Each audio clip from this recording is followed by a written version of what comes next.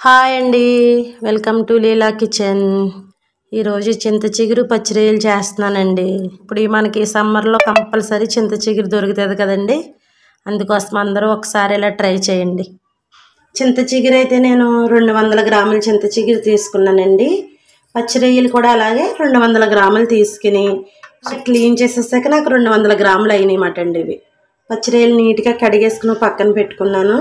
చింత చిగురు కూడా శుభ్రంగా వాష్ చేసేసుకుని ఓ పక్కన పెట్టేసుకుందాం. గ్యాస్ మీద ఒక మూకుడు పెట్టేసుకుందాం. మూకుడైనా గిన్నె అయినా పెట్టేసుకుని గ్యాస్ వెలిగించుకుని మనం తీసుకున్న పచ్చిరొయ్యలు అందులో వేసేసుకోవచ్చు. గ్యాస్ మాత్రం సిమ్లోనే ఉంచుకుందాం.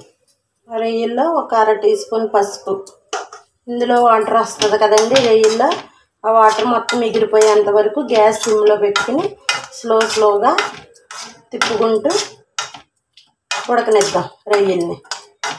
పైన మూత మాత్రం వేయని అవసరం లేదండి. మూత వేస్తే ఇంకా నీళ్లు వచ్చేస్తాయి అన్నమాట ఎక్కువ. దానికోసమని మూత అయిపోకుండా గ్యాస్ సిమ్లో ఉంచుకుని పచ్చిరొయ్యల్లో ఉన్న వాటర్ అంతా ఎగిరిపోయేంత వరకు ఎగరనిద్దాం. వాటర్ అంతా ఎగిరిపోయింది కదా రొయ్యల్లో, ఇది గ్యాస్ ఆఫ్ చేసేసుకుని పక్కన పెట్టేసుకుందాం. గ్యాస్ మీద మళ్ళీ ఒక గిన్నె పెట్టుకున్నాను కూర వండుకోవడానికి. ఒక 5 స్పూన్లు నూనె పోసుకోవచ్చు. 2 ఉల్లిపాయలు 3 పచ్చిమిరపకాయలు కట్ చేసేసుకుని ఇందులో వేసేసుకుందాం. ఉల్లిపాయలు 1 స్పూన్ సాల్ట్ వేసుకుందాం. తొందరగా మగ్గుతాయి అన్నమాట ఉల్లిపాయలు, దానికోసం ఇలా తిప్పుకుంటూ ఉల్లిపాయ కొంచెం గోల్డ్ కలర్ వచ్చేంత వరకు వేపేసుకోవచ్చు. ఇప్పుడు అందులో మనము వేపుకుని పక్కన పెట్టుకున్నాం కదా వాటర్ అంతా దగ్గర పెట్టేసుకుని పచ్చిరొయ్యలు అది అందులో వేసేసుకోండి. ఒకసారి కలిపేసుకోవచ్చు. కారం ఎంత అయితే వేసుకుంటారో రుచికి సరిపడినంత కారం వేసుకోండి. నేనైతే 2 టేబుల్ స్పూన్స్ వేసుకున్నాను. సాల్ట్ ఇందాక కొంచెం వేసుకున్నాం కదండి, పసుపు కూడా వేసుకున్నాం, చూసుకుని వేసుకోవచ్చు. అది కలిపేసుకుని ఒక 2 నిమిషాలు మూత పెట్టేసుకున్నాం. మూత తీసి చూద్దాం. 1 స్పూను అల్లం వెల్లుల్లి పేస్ట్ వేసుకున్నాం. 1 స్పూను అల్లం వెల్లుల్లి పేస్ట్ తప్పకుండా వేసుకోవాలండి, లేకపోతే పచ్చిరొయ్యలు కదా నీ స్మెల్ వచ్చేస్తుంది. 1 స్పూన్ గరం మసాలా, అవన్నీ వేసుకున్నాం కదా. ఇప్పుడు కొంచెం వాటర్ పోసుకున్నాం. ఒకసారి తిప్పేసుకుని ఒక 5 నిమిషాలు మూత పెట్టేసుకోవచ్చు. ఇది శుభ్రంగా కొంచెం తీసుకుని మనము చేతి మయంగా పెట్టుకుని ఇలా నలుపుకోవాలి. ఇలా నలుపుకుంటే పొడుములాగా అవుతుంది అన్నమాట. నలపడం రావట్లేదు అనుకోండి, మిక్సీలో వేసుకుని ఒకసారి మిక్సీ పట్టుకోండి. అలాగే చూసారా, అలా పొడవులాగా నలిపేసుకుందాం మొత్తం చింత చిగురు అంతా.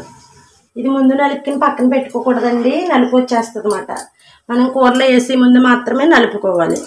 ఒకసారి మూత తీసి కూరలో ఉప్పు సరిపోయిందో లేదో చూసేద్దాం. ఇప్పుడు ముందైతే ఉప్పు తక్కువ వేసాను కాబట్టి కొంచెం తక్కువ అయ్యింది, మళ్ళీ ఒక 1/2 టీ స్పూన్ వేసుకున్నాను. ఇప్పుడు మనం నలుపుకుని పక్కన పెట్టుకున్న చింత చిగురు పైన వేసేసుకుందాం. ఇలా నలుపుకుని వేసుకుంటేనే టేస్ట్ చాలా బాగుంటుంది. ఇందులోకి రసం దిగుతుంది అన్నమాట అండి కూరలోకి. అది ఆకుపలంగా వేసుకుంటే రసం దిగదు, అంత టేస్ట్ ఉండదు. ఒకసారి పైన కిందకి పైకి కలిపేసుకుందాం. కలిపేసుకుని బాగా ఎగిరేంత వరకు గ్యాస్ సిమ్లోనే ఉంచుకుని మధ్యన తిప్పుకుంటూ ఎగిరేంత వరకు ఎగరనిద్దాం. బాగా ఎగరాలండి, పులుసు కింద ఉండకూడదు కూర. బాగా ఎగిరితేనే టేస్ట్ అయితే బాగుంటుంది అన్నమాట. ఒకసారి మూత తీసి చూద్దామండి. దగ్గరికి ఎగిరిపోయింది బాగా. పైన కొంచెం కొత్తిమీర చిన్న ముక్కల కింద కట్ చేసుకుని తరిగేసేసుకుందాం. ఒకసారి మళ్ళీ కలిపేసుకోవచ్చు.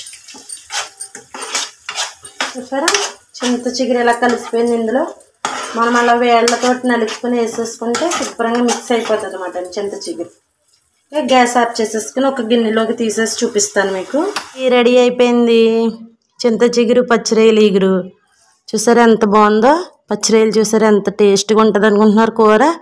చాలా చాలా బాగుంటుంది. ఒక్కసారి ఇలా ట్రై చేయండి. మీరు ఎలా వచ్చింది ఏంటో నాకు కామెంట్ చేయండి. నచ్చితే లైక్ చేయండి, షేర్ చేయండి. ఇంకా సబ్స్క్రైబ్ చేసుకోకపోతే సబ్స్క్రైబ్ చేసుకోండి. ఓకే అండి, బాయ్ బాయ్.